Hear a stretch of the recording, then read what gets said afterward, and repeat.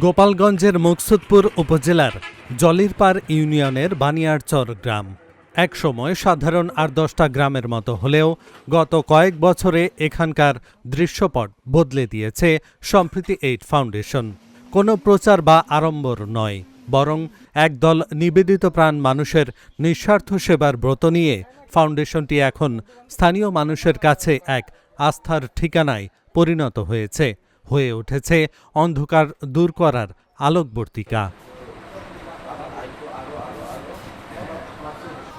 স্ট্রোকজনিত প্যারালাইসিসে আক্রান্ত রোগী, শারীরিক প্রতিবন্ধী শিশু এবং অসহায় মানুষের জন্য প্রতিষ্ঠানটি শুধু একটি চিকিৎসা কেন্দ্র নয়, বরং নতুন জীবনের আশ্রয়স্থল।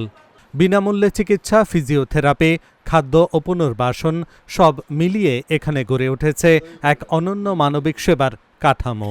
এখানে আসা অসহায় মানুষের চোখে ফুটে উঠেছে বেঁচে থাকার নতুন স্বপ্ন।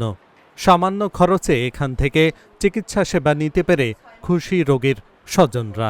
আমার ছেলে একদম শিশু সুলভ আচরণ ছিল, কিছুই বুঝতো না। ওর বয়স হয়েছে 10 বছর, কিন্তু ও 5 বছরের মতো বুদ্ধি জ্ঞান ওর নেই। ওরে যদি বলতাম বাবা এদিকে আসো হিমেল, ও আমার কোনো কথা শুনতো না, শুধু দৌড়াদৌড়ি করতো, স্থির না, সে হাইপার। কিন্তু এখানে আসার পরে ওনরা এই যে ট্রিটমেন্ট দিতে দিতে তারপরে এই যে অনেকটা, আপনি তো দেখতেছেন, আপনারা সুন্দর সে খেলতেছে।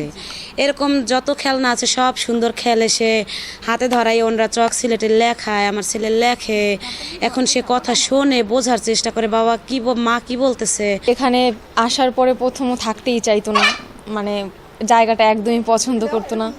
পরে রেগুলার এখানে কন্টিনিউ আসার ফলে ও এখন এখানে থাকে এবং তাদের কথা শোনে, এবং এখানে আসার ফলে ওর মানে যে দিকের উন্নতি হয়েছে, ও আগে বুঝতো না কিছুই, এখন কিছুটা বোঝার চেষ্টা করে। তো এখানে এসে ও ব্যঞ্জন বর্ণ পারে, স্বরবর্ণ সবটাই আধো আধো, মানে পুরোটা না পারলেও বুঝি যে আমি এগুলো পারে, এজন্য ওইটা পারে, যে এর জন্যই আমি অনেক গর্বিত। অমনোযোগী ছিল বা কথা বলতেও পারতো না। ওকে যদি আমি বলি যে অ্যানিমেলসের যদি দেই, ছবি দেই, ও সবকটা দেখে দেখে ও বলতে পারবে যে এটা বাঘ, সিংহ, হাতি, ঘোড়া সব কিছু বলতে পারবে। এ সংগঠনে 3 জন চিকিৎসক, ফিজিওথেরাপি সহকারী এবং 32 জন নিবেদিত কর্মী নিরলস কাজ করে যাচ্ছেন। প্রতিদিন 4 থেকে 5 জন বাচ্চা আসে, মানে এক একজন, আমরা যেহেতু অনেকজন স্টাফ আছি, আমরা এক একজন 4 থেকে 5 জন করে দেখছি। তারপরে অ্যাডাল্টও দেখছি আমরা সাথে, মানে অ্যাডাল্ট আর চাইল্ড একসাথেই দেখা পড়তেছে। এদের প্রথমে আমরা হাতে খেলাধুলার মাধ্যমে করি, তারপর দেখে ওদের যদি মনোযোগ না থাকে তাহলে আমরা তাদের খেলাধুলা করাই, তারপর ওদের যে স্থির হয় সেই সময় আমরা তাদের একটু পড়াই। আমাদের এখানে 2 ধরনের শিশুরাই আসে, এক দল হচ্ছে হাইপার, অনেক তাদের খুব উত্তেজিত, তাদের শান্ত করা যায় না ওইভাবে। আর একজন হচ্ছে সেরিব্রাল পালসি, মানে তারা হচ্ছে যে স্বাভাবিক কিন্তু নর্মাল স্টুডেন্টদের মতো না। কিন্তু আমাদের এখানে আসলে সেই নর্মাল স্কুলে যা শেখানো হয় আমরা চেষ্টা করি তাদেরকে হাতে ধরে, যারা লিখতে না পারে তাদেরকে যেমন আমরা বিভিন্ন খেলা দিয়ে, বিভিন্ন কেলেমাটি আছে সেগুলি দিয়ে। শুধু চিকিৎসা সেবা নয়, এলাকার বেকার যুব সমাজকে কর্মমুখী করতে দেয়া হচ্ছে কম্পিউটার প্রশিক্ষণ। সাধারণ মানুষের কথা বিবেচনা করে প্রতিষ্ঠানটি সম্প্রসারণের জন্য সরকারি জায়গা বরাদ্দের দাবি জানিয়েছেন স্থানীয়রা। রোগীর যা সেবা যত্ন হইতেছে, কোনো জায়গায় গেলে এরকম সেবা যত্ন হয় না। আমরা এই সুবিধা পাইতেছি সবাই, আমরা এইখানে যারা আছে। এই জায়গাটা যারা দিয়েছে এসব এই পঙ্গু ছেলেমেয়েদের জন্যই দিয়েছে। অনেকে ওই থেরাপি নিয়ে ভালো হয়ে চলে আসছে। আর এই জায়গা পূর্বে এক লোকের ছিল, সেই লোকের সম্প্রতি প্রতিষ্ঠান নামে দান করে গেছে।